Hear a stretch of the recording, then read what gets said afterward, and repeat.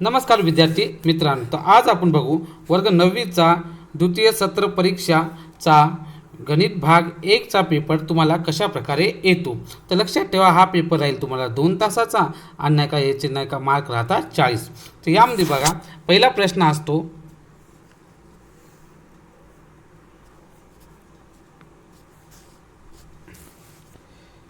पुढील प्रश्नासाठी बहुपर्यायी उत्तरासाठी अचूक पर्याय निवडा। पहिला येईल तुम्हाला अचूक पर्याय निवडा, हा राहतो 4 मार्काचा। बघा जसं दिला आहे पहिला, 1 मिलीमीटरचे 1 सेंटीमीटरशी असलेले गुणोत्तर पुढीलपैकी कोणते। 1 मिलीमीटरचे नाही का 1 सेंटीमीटर सोबत असलेले गुणोत्तर सांगा। तर हे राहते 1:10, हे झालं उत्तर। त्यानंतर बघा दुसरं, अजय हा दुसरं बघत आहोत।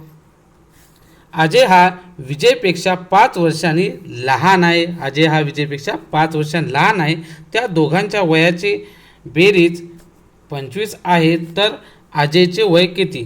पहा, अजय विजयपेक्षा 5 वर्षांनी लहान आहे, म्हणजेच अजयचं वय आहे 10 आणि विजयचं आहे 15।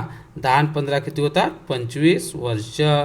मग याचं बघा, इथं आपल्याला विचारलं अजय हा विजयपेक्षा 5 वर्षांनी लहान आहे आणि त्या दोघांच्या वयाची बेरीज 25 आहे, तर अजयचे वय, तर अजयचे वय किती राहणार, 10। मग याचं उत्तर राहणार 10। विजयचे जर विचारले असते तर हे राहील 15। यानंतरचा प्रश्न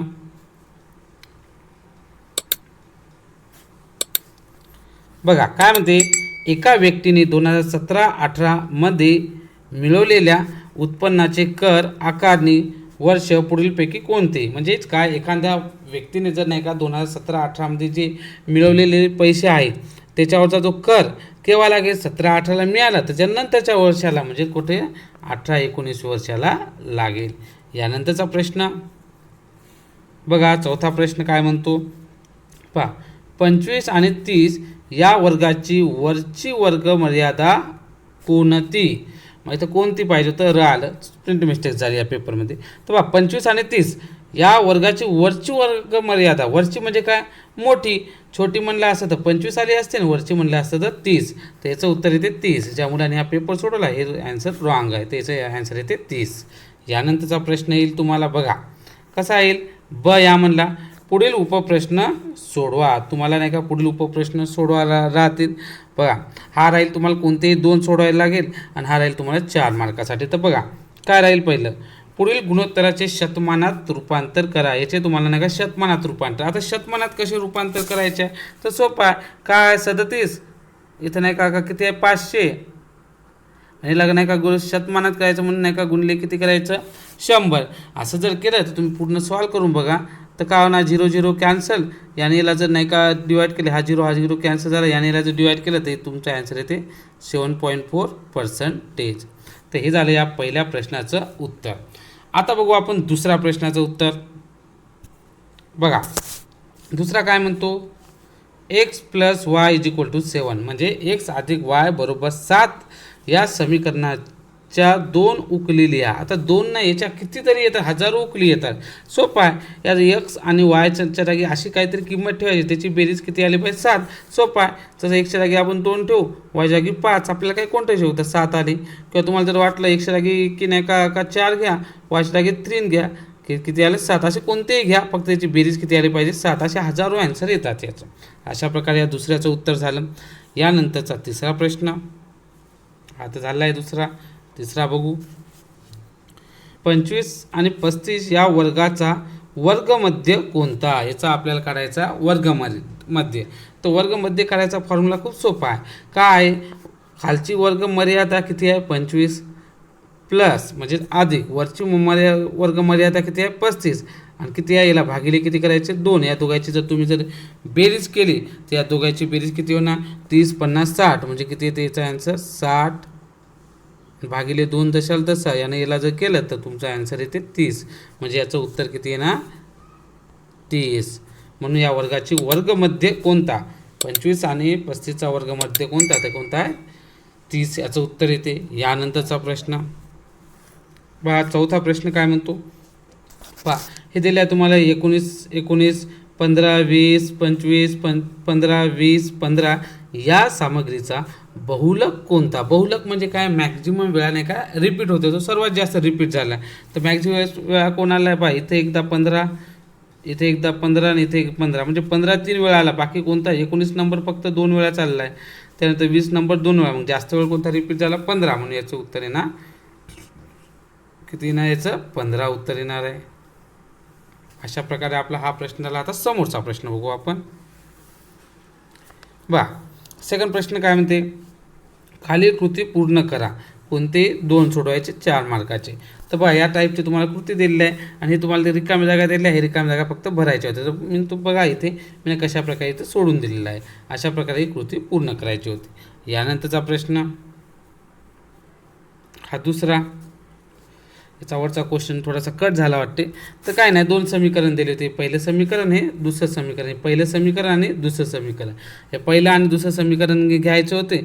या दोघांची तुम्हाला बेरीज करायची होती. याच्यातून तुम्हाला एकदा एक्स आणि कशाची वायची व्हॅल्यू काढायची होती. बघा मी इथे सॉल्व करून दिलं आहे. तुम्ही बघसाल इथे हे पहा, इथे आलेली आहे तुमची एक्सची व्हॅल्यू. ही एक्सची व्हॅल्यू आलेली आहे. तसेच इथे जर बघितलं तर नाही का वायची व्हॅल्यू लिही आहे. म्हणून आपण सांगितलं एक्स किती होता 2 आणि वाय किती होता 1. ही समीकरणाची उकल आहे. यानंतरचा प्रश्न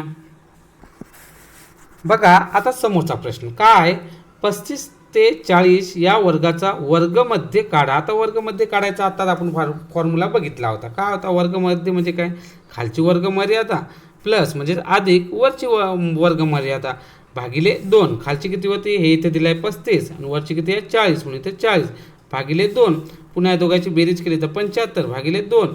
या इथपर्यंत लिहिलं तरी चालते, किंवा याच्या समोरचं याला जर केलं तर किती येणार, 75ला जर 2 जर तुम्ही भागून बघा तर किती येणार 37.5. हे तुमचं नाही का उत्तर आहे. समोरचा प्रश्न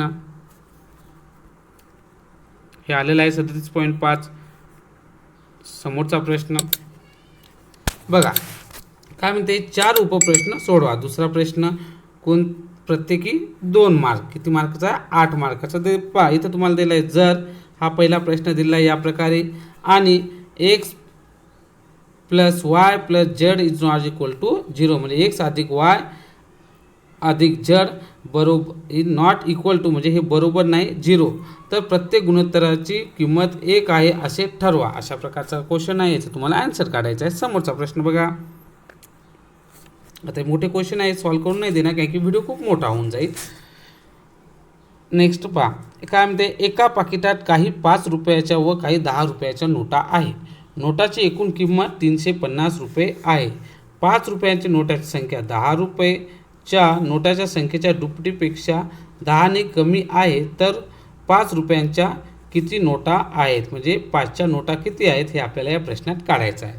यानंतरचा प्रश्न तिसरा पहा काय ते प्रश्न तिसरा एक कृती सोडवा.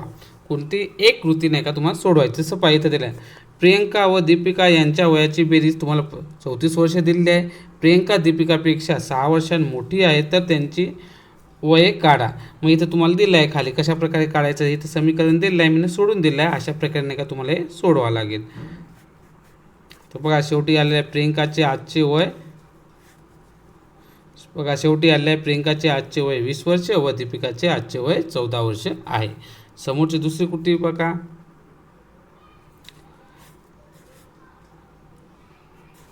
काय म्हणते, एका हॉकी खेळाडूने 9 सामन्यात केलेले गोल पुढील प्रमाणे आहेत. किती सामने आहेत, 9 सामने.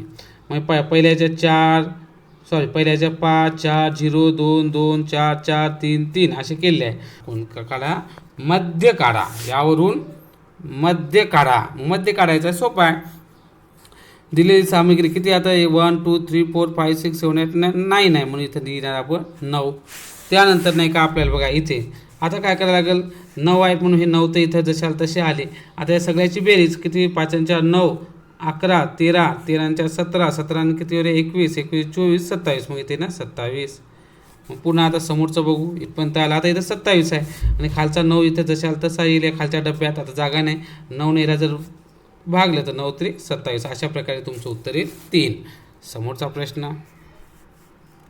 हे मध्य किती आहे ना 3.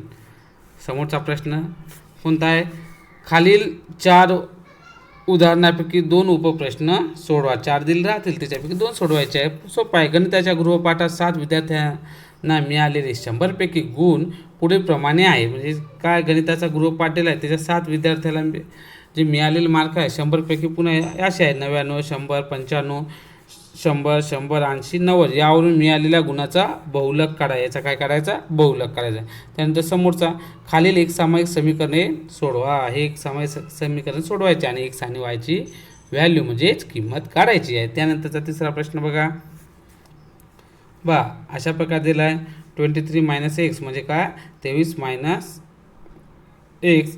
त्यानंतर ही दुसरी आणि तिसरी अशा दिलेल्या आहे.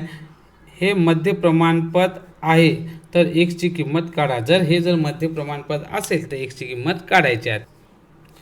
तर चौथं बघा बेटा काय म्हणते, जर a + b + c a - b + c = म्हणजे बरोबर a² b² + c² म्हणजे a चा वर्ग b चा वर्ग c चा वर्ग असेल तर आपल्याला अशा प्रकारे काढायला लागेल.